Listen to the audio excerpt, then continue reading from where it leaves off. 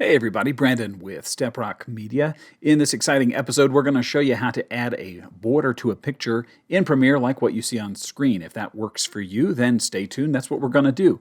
The solution to this problem was suggested by user CW Grigg on the Adobe Premiere Pro fandom, and it's a much better solution than some of the others that you might have seen on YouTube. Let's go ahead and do it. This is a workaround because Premiere is not going to make things easy on us. No siree, Bob. It wants to fight us every step of the way.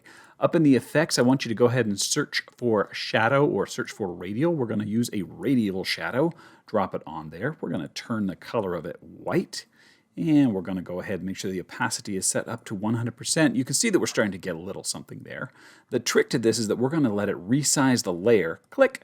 There we go. That will allow it to kind of move the layer in a bit and put the border all around it. But that's going to give us a couple of little glitches. We're going to have to scale it down to make it fit a little bit. And you can see the problem. There you go. There's your problem.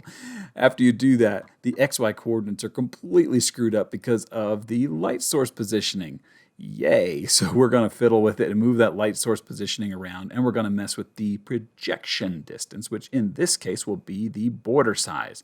And the smaller you make that, the more precise you're going to have to be on the light source. After you get that where you want it, you should be able to move your photo and position it wherever you want to on screen. The cool thing about that is that if your other photos in your sequence are about the same positioning, you should be able to copy and paste this effect onto all the photos as well instead of trying to draw a rectangle around it or anything like that.